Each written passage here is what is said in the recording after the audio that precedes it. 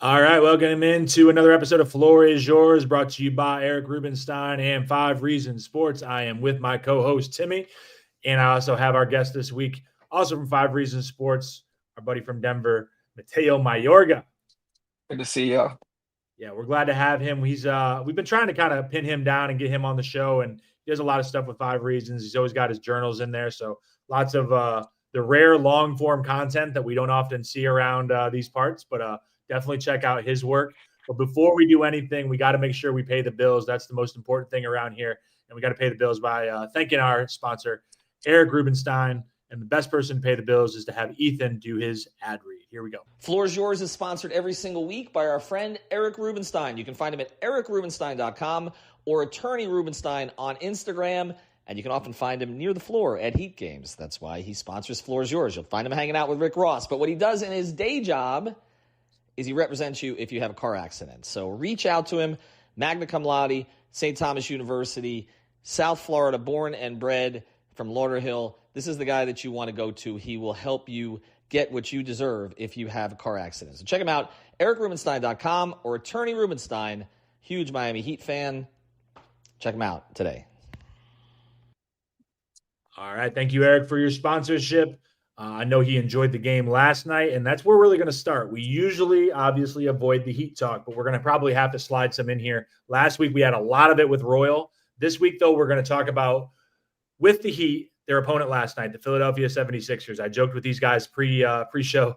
I felt like the Joker walking out of Philadelphia today, like as I was moving around the city, fires, explosions, and I'm just walking around laughing and enjoying life.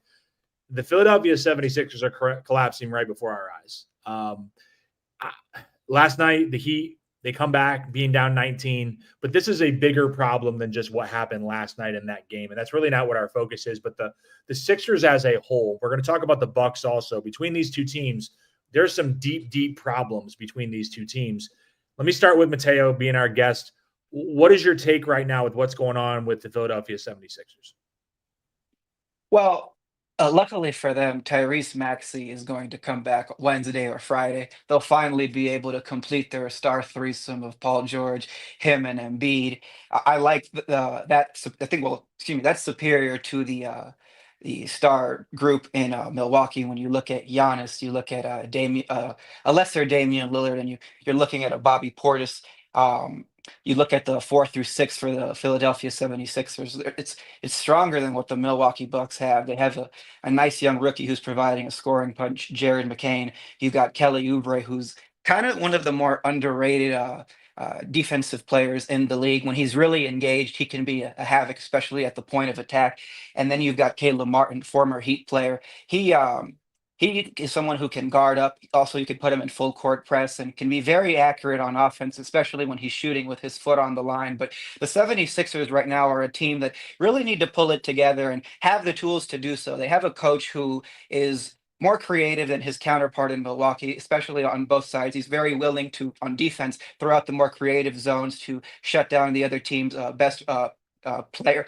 But this is a team that in 12 games has only won two. Their best player hasn't been dependable in his performance. Well, not just his performances. He didn't play well in his two that he showed up recently, but he hasn't been on the floor. And he also was suspended for 3 games because he got into an altercation with a journalist, which is just downright outrageous. They have a whole bunch of issues going on in Philadelphia, but with all of that, Sean, Timmy, I'm still picking them to turn it around before the Milwaukee Bucks because you look at what's going on in Milwaukee. You got a team, a Doc Rivers team that doesn't. They usually don't feature much off-ball movement. The second best player on the team is a lesser version of himself, despite putting up a lot of points. But you look at the other problems around him. Their background players are not providing enough. Damian Lillard and Brook Lopez are two guys who can get exploited.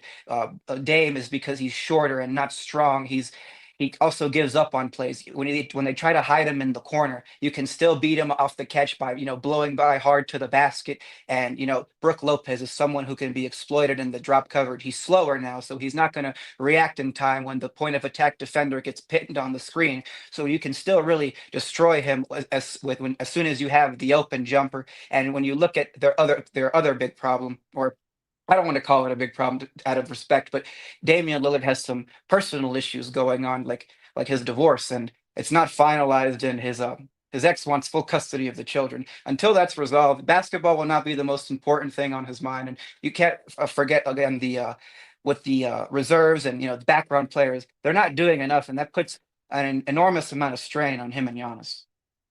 That's the kind of takes you get when you have Mateo on here. Last week, we had a lot of fun with Royal. Mateo knows the court cases. He knows the legal proceedings. He knows all that shit. I love it. Before I go to Timmy, I'm addressing this thing right here. My guy, Van Lee, I love you. You're in the Discord. I love your support. You're always around our streams. He says, good night, guys. Sean, you had a blast last night. Your fake team went up 20 and your real team stormed back to blow them out. First of all, go to hell, Van Lee. No, I'm kidding. Listen.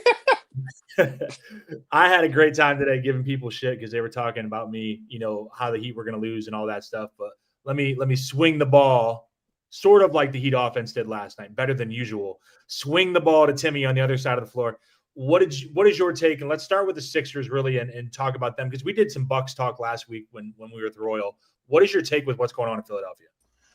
It's a mess, but I am like Mateo, I trust Nurse to fix it rather than I expect Doc to do anything. Like, other than being Doc, he doesn't have much options he can work with. Like, even if Middleton comes back of a double ankle surgery, he still has going to take maybe 10 games to get into shape. I absolutely am a fan of Tyrese Maxey. I wish he drafted him. I'm happy he stood up to Embiid last night and said, "Hey, you can't be coming late to team activities as the freaking Max player." Like I respect him so much for that. And I just in general, like we saw what he did last year with other contract, basically because they wanted to chase the stars, and he never complained. He put up all-star numbers, so I do think they can figure it out. Personally, I think that they are a bit too small. Like, I love McCain's game. Like, I'm happy his game is translating from Duke to the league. But I think you need to maybe start Tyrese. You need to start Oubre and Caleb and bring McCain off the bench because that bench is garbage. It's one of the reasons why he was able to come back last night. That bench is ridiculous. I love Eric Gordon, my Bayman brother, but his legs aren't there. He's more of a veteran presence right now. So I love. Hey. That's what happens. You don't pay the Bahamians. Look at the Warriors. They paid the Bahamians very well. Very well. Very well. Buddy couldn't even get off the damn bench in a lot of games for the Sixers last year. And it's like, and we've had this debate, like, it's amazing what a coach can do for your career. Like, Buddy has never been the type of guy that break you down, but this is why, to my point, Nurse knows how to use his players. Maybe you could start Yabu instead of Caleb and get something, but I do think Embiid has to play like he is the MVP, and I don't know if he's afraid of his leg, but he's extremely passive. Like, he gets it up. He has too much passes the last couple of games he actually played. But it's still early. You're not going to get the first seed, second seed, third seed because that's what the Cavs and the Celtics are doing right now. But Maxey is great. McCain is going to be a great player. Oubre has calmed down since his wave lower days in the Suns, where he was always trying to. I still hate what he did to Jimmy last year, but he's been a more calm, collected player. And I just trust. I've always been a huge fan of Nick Nurse. Like, he is a mad scientist. He's not going to settle. He will tinker until something works. And so I trust him to get it. Over in Milwaukee, they're cooked. They have no legs. They are not athletic enough. Brook Lopez, he had a good game the other night, but maybe you could see McCain. But I do think we need some defense in that on those wings. But yeah, man, I just don't see it for the Bucks. They can't fire it up because they still owe like 4 coaches money. Like, you can't bring in, you still owe Adrian. I guess the Bud salary is lower now. He has a deal, but you owe Adrian, you owe Bud, you're gonna owe Doc. You just can't. You just have to ride with it. And you don't want Ham to be a head coach like after the last 2 years. So they have to ride with it. And Giannis is gonna get fed up and ask for a trade. And this is what happens when you don't trade the player where he wants to go. They would be much happier if he was in South Beach. But at least if he needs to be getting divorced to Miami.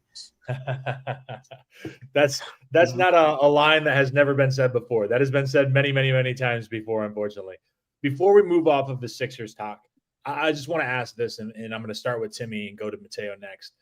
with the whole leaking of what happened last night in the locker room, the interesting thing I thought, because we're talking from 5 Reasons perspective, is if you're on the Discord, which I definitely recommend, off the floor, $2.99 a month, $3.99 on iOS. You can get the links in the description.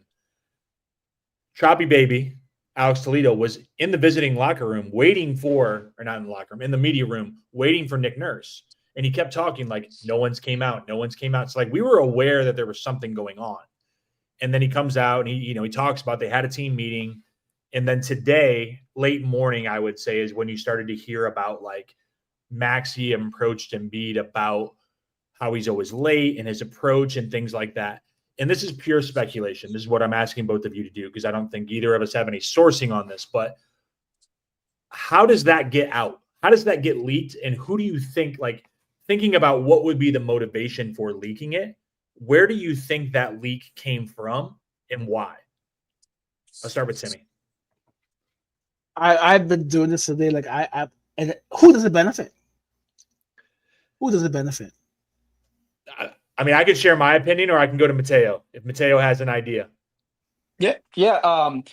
It could be a player, a coach, perhaps even someone with the public relations crew in the past. I believe it was Matt Dobrik who committed suicide years ago. He was fired under the suspicion of leaking. But this seems to me like someone would leak this who is tired of Embiid's shit. Somebody who wants him to be held accountable by the public.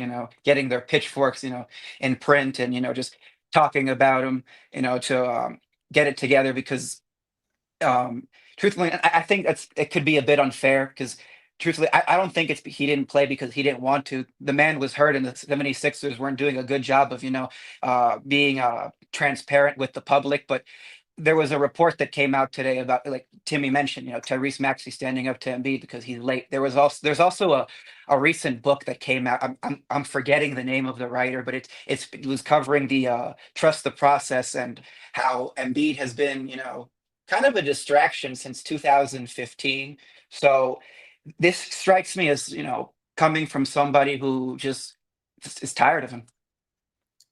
So now that Mateo says that, it's Elton Brand. I don't know. Like it. Maybe it's Elton Brand. Maybe Elton Brand is sick and tired of what he said to put up. He's got the motion since Murray came here, But it could be. I didn't know that part about the distraction. It could be. A part of the actual team that is sick and tired of every year. It's like, really, where have we had an Embiid season that was just smooth? We've never had one ever. It's always been something. Yeah, nothing. It's funny. I saw Elton Brand. Elton Brand goes to yoga like a block and a half from me. I run into him walking on the street like once a month, maybe. I saw him like a week and a half ago. I agree with the theories we put out there. I think CB's comment makes sense to make Maxey look like a leader, but is there motivation behind that? So is it who is Maxey represented by? The Big K, isn't he not? Clutch Klein, isn't he? Yes, he is. The Big K. So what is that something that is a motivation to make this appear when you leak this? Maybe Maxey spoke up, but we've said before, we know that Clutch always speaks to Shams first. And who leaked the report? Shams. So that's I think an interesting thing. I like Tyrese Maxey a lot. I think he's a very stand-up person. I think he's a good leader from all accounts that I've seen and heard about. I wonder how truthful that whole confrontation was. And is it supposed to make Maxey look good? Is it supposed to make Embiid look bad, like Mateo said? Is it Nick Nurse is tired of the shit in Philadelphia and just the chaos that's constantly happening, like we've talked about?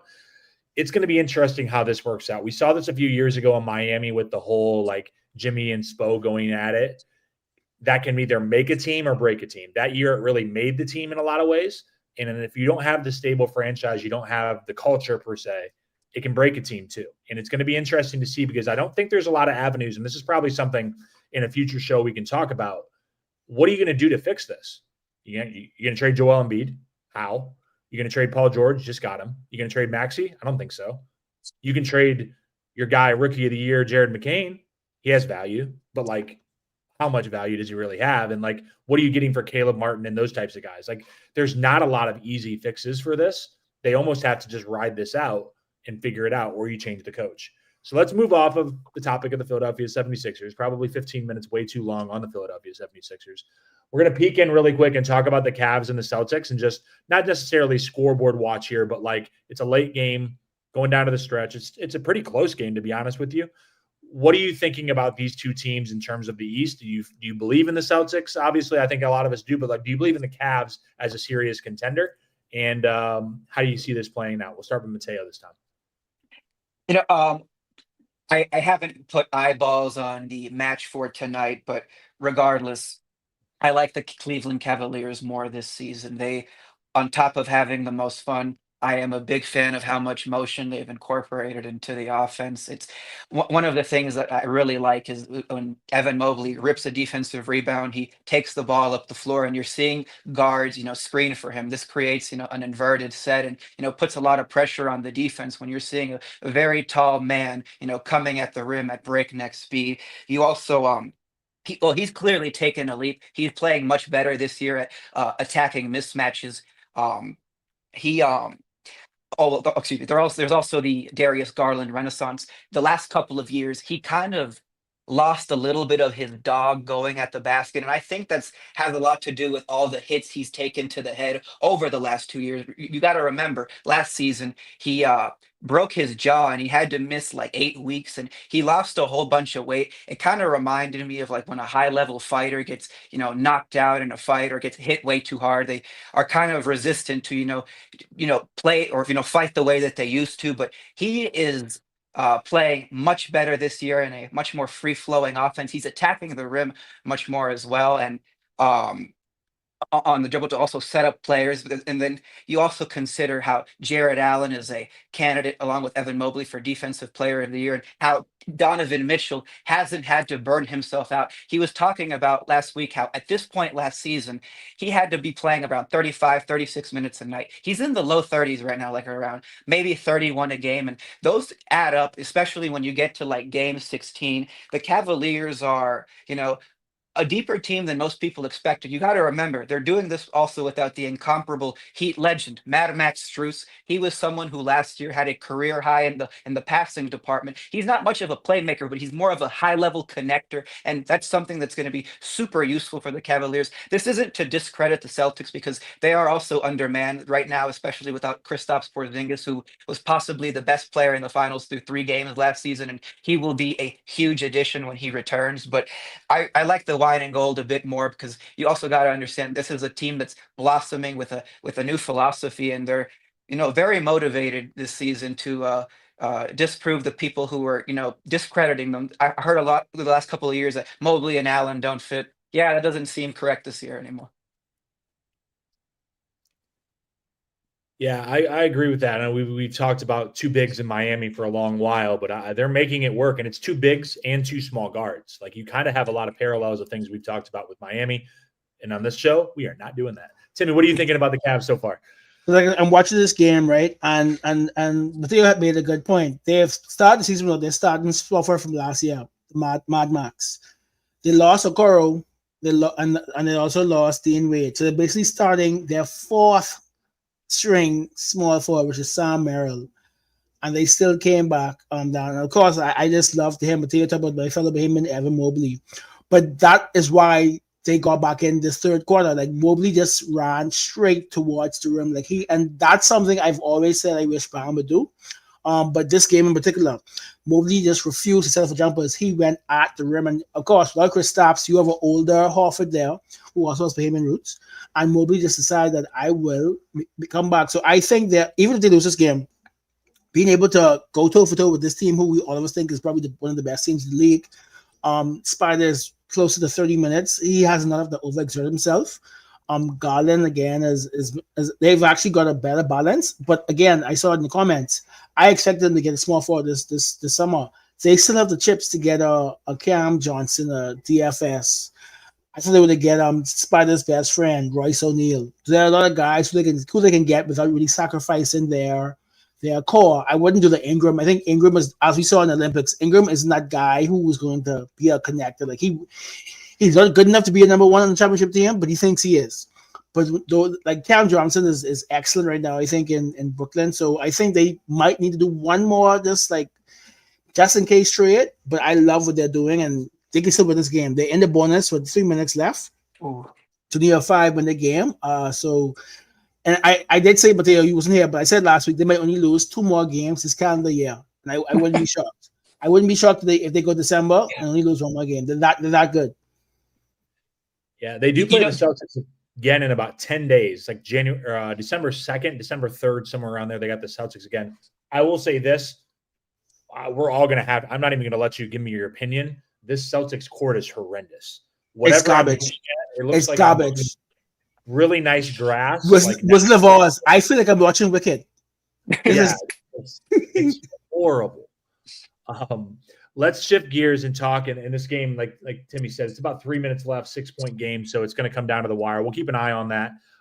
Talking Denver Nuggets, and I'm going to let Mateo go here because he is in Denver and he's someone that's close to covering that team. What are your impressions so far? Like looking at the Denver Nuggets right now, kind of an impressive. Like they've had a roller coaster in a lot of ways. Like I think that they've been better at times than people expected. They've been worse at times than people expected, and they're kind of figuring things out with a couple guys that are stepping up into new roles. What are your impressions so far of the Denver Nuggets? It's too early to tell if the sky is falling or not. They aren't as deep as they were last year, and at that point, they weren't as strong as their championship season because Bruce Brown and Jeff Green's on-court contributions weren't there, and they were key locker room guys, stabilizers for the group. And they started the season winning 2 out of their first 5 games, and rightfully, a lot of people here in Denver were very concerned that the sky actually was falling. And after that, Nikola Jokic kind of powered them to 5 consecutive wins, playing at an unreal level, averaging a triple double and creating a whole bunch of overreactions. But in that time, they've also lost Aaron Gordon to a calf strain. It was in the game when the Toronto Raptors came over here, and right now, he's the team's second best player. He's someone who provides around 15 points per game, mostly like off the ball, hovering around the dunker spot, gives you some threes, but he's really a switchblade on defense, an excellent backline defender. The quicker guards are the ones who can give him trouble, but he will still guard them for large chunks of the game too. But you're without him. Guys like Peyton Watson have stepped up. Christian Brown also has stepped up for KCP this year, and you kind of not noticed that KCP has been missing because Christian Brown has been so good. But that has just decreased the potency of the reserve unit. I have kind of lost track of how many times I've checked at halftime that the bench is 1 for 11, 1 for 14, and that just puts so much stress on the starting unit.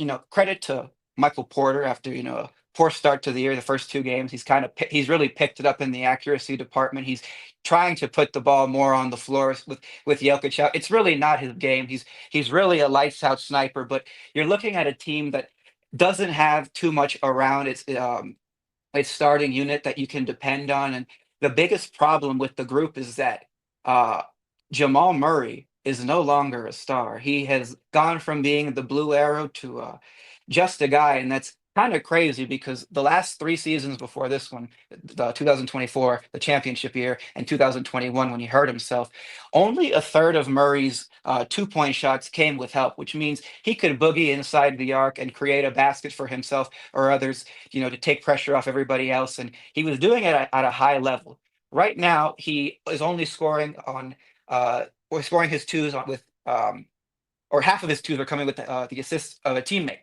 And in the past 3 years, the 3-point shot was assisted 59% of the time. Now it's coming 76% of the time. What this means is that Jamal has gone from being a star to a release valve, a high-level role player. And, they used to have with him and the Joker the best 1-2 punch in the league. It's still good, but it's not as strong as it used to be. And you got the Joker and a bunch of nice role players, and historically, it's very hard to win a championship that way. It's happened. You look at the 2011 Mavericks, Dirk and a bunch of nice role players. Jason Terry, I believe, was the second leading scorer, but he was no Dwayne Wade or Chris Bosh. You look go back further, the 1994 Houston Rockets, Hakeem and a bunch of role players. The second leading scorer in the playoffs in that team was Otis Thorpe, and then you go back further, the 1975 Golden State Warriors, Rick Barry, a monstrous player. That the second best player on that team in the playoffs was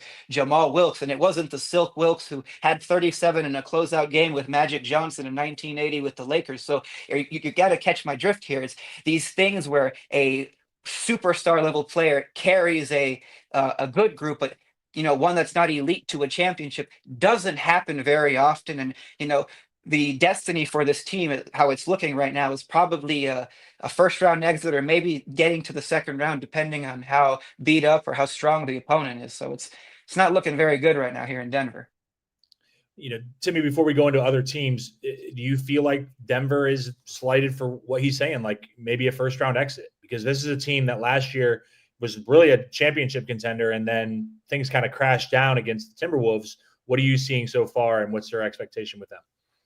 The Joker is ridiculous, but it's like they're doing this thing where how many pieces can we take away from him and he still be good? So he lost Bruce Brown and Jeff Green. Then he lost KCP. Now he has he has a lower level Murray and just a bunch of rookies and sophomores. So even if they make it to the playoffs, which of course they will, you could triple team him, and you could probably, unless Murray wakes up again and plays like Bubble Murray, you could triple team him in the playoffs, and Murray can't hurt you.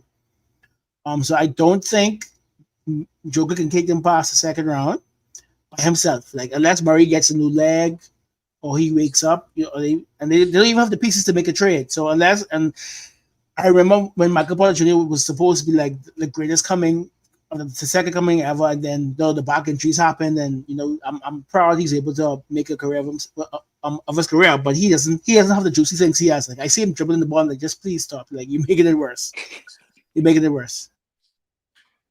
Yeah, you know what? If they were in the East, Joker's good enough to get you out of the first round. In the West, he could be, but it's not as easy by any means at all. We're going to go rapid fire here into the second section. So we're going to talk a little bit of who do you believe in more, meaning that we have a couple teams here, actually 6 teams we're going to talk about, and I'm going to kind of give you guys a rough estimate of like a 24-second shot clock. Like, let's make it rapid fire when you give your responses here. We're going to get out of here in about 5 minutes. So who do you believe in more? Not necessarily like, are they going to win the title, but like, who do you believe in if you had to bet which team is going to have more success, whether that be more wins, further in the playoffs, or ultimately maybe even a championship. So 2 teams here, the Lakers, which are right now 9-4, or the Warriors, which are right now 10-3. I'm going to start with Timmy this time. The Dubs. He's like Tyler Hero in transition, just firing, no explanation, just the Dubs. Mateo, Lakers or Warriors? I like the Dubs. They got superior coaching. Not that JJ Redick is bad, but they also got more to work with the Warriors. Their superstar is unproblematic. You get a little bit of the passive aggressive stuff with LeBron. AD can be made of glass, and despite him playing at an excellent level, but I still like the Dubs. I love their off ball movement. I agree. I also think they're gonna make a trade too. You stole it from me. That's exactly what I was going to say. Lakers have impressed me, but the Warriors have the opportunity that if they really do believe in themselves, which I think they do, they can push in some chips into the middle of the table and get some help. Next group, Magic, who are 9-6, or the Knicks, who are 8-6. Magic or Knicks? I'm going to start with Mateo this time. Forget all the seeding. When Paolo Banchero comes back, the Orlando Magic should be on, upset alert for everybody in the East. Do you remember when the Heat were in the bubble, how they were just the nastier team physically and more mentally stronger than the Bucks and the Celtics? I really get that feel with the Orlando Magic because of the high level defense they play. And when Paolo Banchero was there, they were playing at a high level, and they managed to get 5 wins in a row without him. So give me the Magic. Love it. Timmy. The Magic, just because, again, when Paolo comes back, that's a whole other angle. But also too, like, Cat is like as blocked as there's been 3 missed shots against Cat in the paint for the entire season. Like, he allows there's only three times he made someone miss. When it really matters, I trust the Magic to get a stop. who's gonna make a stop in the paint for the Knicks? Mitchell Robinson, who's gonna get hurt again? Probably OG. I think if I had to pick this, I would go Knicks. And I don't know if Van Lee is still in the comments because he'll probably hit me up because he'll say that last year I was a closet Knicks fan in the playoffs. People were giving me shit for that. But I still do. I like what the Knicks do. I like what the Magic do also. I just think that the Knicks have a little bit more overall talent, but it's going to be interesting to see who can get to the finish line, especially like you guys said, once Paolo comes back. If they're still playing defense like that and they can start making some outside shots, I really think they have a good chance. Last one, close to home here. The Miami Heat, who have now moved to 6-7 on the season, or the Atlanta Hawks, which are now 7-8 on the season. The Heat, just because even though Daniels is now what do you call him? The Great Barrier Thief. They're still 28th in defense. Like, I love what he's doing on the defense, but as a team, they're still 28th. They can't stop anybody. So, for what it's worth, the Miami Heat, as miserable as they make us, as frustrating, they will always get the stop. The Great Barrier Thief. That was amazing. Mateo, go ahead. I'm going to go with the Heat. Tyler Hero has played much better this season than what he showed last night. And you're not going to get 30 and 10 Jimmy every night, but a committed version of Butler and one that's determined to get another deal with this upgraded version of Hero. And eventually, I expect Bam to start shooting well from the floor. I think the Heat have much more to work with. Also superior coaching, and I don't believe that Terry Rozier will be a dud the entire season. I believe he will eventually find his footing on the bench. So give me the Heat. I have no comment on Terry Rozier at this time. I'm just going to avoid that. I'm going to avoid that conversation. We're moving into awards talk. We're still doing rapid fire. I'm going to give a couple award scenarios that we have here. I know Mateo likes to get himself involved in some futures action. We won't spill out his degenerate status or anything like that, but he is very knowledgeable about what's going on with the awards, Mark. I know he's cashed some tickets with that before, and I know Timmy's aware of what's going on. So let's talk about this. So right now, Nikola Jokic, we talked about him earlier. He's the MVP favorite at most sports books, right around a 210, plus 210, so 2-1 favorite. If you're not betting on Jokic, who is your MVP bet? I'm just going to give a couple contextual information here. The next grouping going in order after Jokic is SGA, Tatum, Luka, Ant, AD, Giannis, Mitchell, Steph, KD, Brunson, Wemby, Ja, Booker, LeBron. Those are the orders right there. And I shared the odds with you guys, but we won't get into the specifics of that. Who would you say if you had to place a bet? Who would you bet on besides Jokic? SGA. Oh. FCA.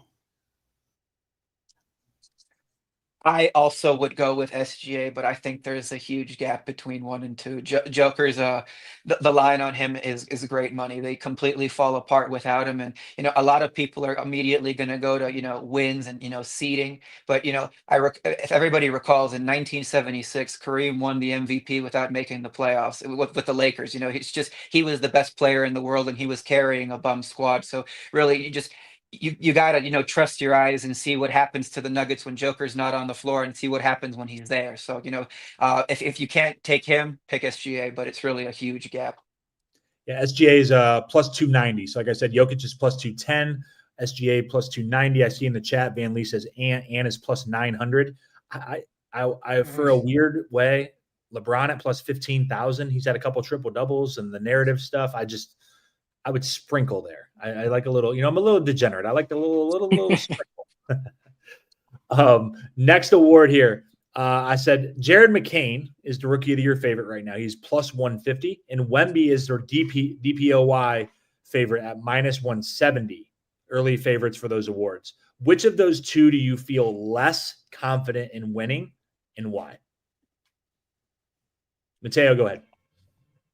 Oh, I feel less confident in Jared McCain winning the Rookie of the Year. Wemby's a media darling, and he's a very good defender. I'm not sure he's a great one, but Jared McCain, I believe his offensive usage will diminish, especially with Maxey, Paul George, and Embiid rounding out into full form. I don't believe he will be second or third in shot diet on that team. Do you have someone that you would say is your a pick again for Rookie of the Year if it's not McCain? Before I go to Timmy. I would have to. Well, I'd have to consider. I don't have a choice yet. A pick yet. No. Yeah, it's very wide open. Obviously, this draft class we knew going in it's going to go up and down. Edie was early, kind of the favorite. Stephon Castle has had some buzz. Reese Shea and Bub Carrington have had some things there. Dalton Connect has been playing well pretty lately. It's going to be up and down, honestly. So, Timmy, what do you think between which of those two awards do you feel less likely to win between McCain and Wemby?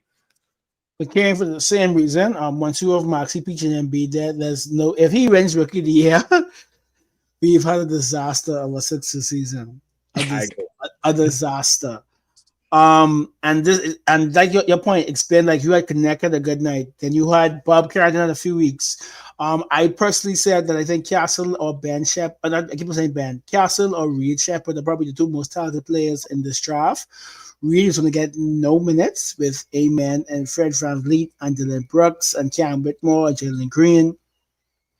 Where is where?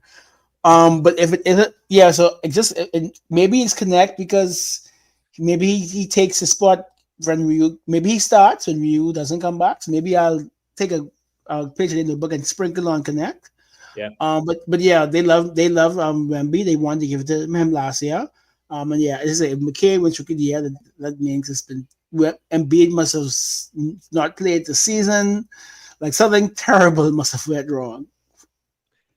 And before we close things out, Mateo, I'm going to give you the opportunity, first of all, to plug where everybody can find you, but also give us a little sprinkle here. I know you mentioned this earlier.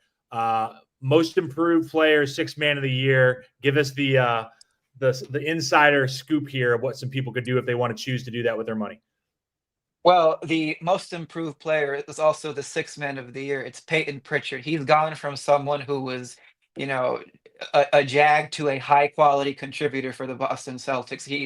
He has increased his scoring average enough. His efficiency is where it should be to compete for this award. He's good enough on defense, and he's contributing enough, and I think he's made the biggest jump for this. When I tried to place a ticket on this award, on Bet Rivers, they cut my price in half. They only allowed me half of what I put on it. So, it must be, something that the books are also starting to take notice of. But if you can get the best line you can get on it, Peyton Pritchard for both of those awards.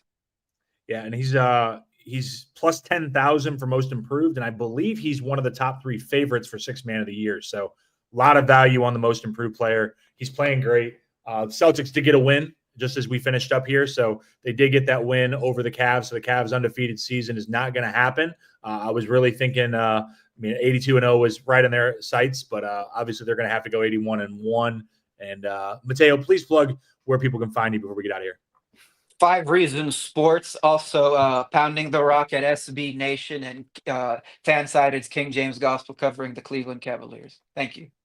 Man, I wish I had a 5 Reasons t-shirt. I hope Ethan's listening. Timmy, you got any 5 Reasons gear? Yes, I do. He gave me one when he came down for training camp. All right. Hell with you guys. All right. Thank you guys. Thanks, Timmy. Thanks, 5 Reasons Sports. Thanks, Ethan. Thanks, Mateo. Everybody for joining in. We'll be back next week. It's Thanksgiving week, so we may be back on Tuesday. If not, we adjust. We'll let you guys know. Have a good week, and we'll see you guys. We'll have a lot of days off. Friday for the Heat. So you're going to have to get through the week without Miami Heat basketball. Thank you, guys.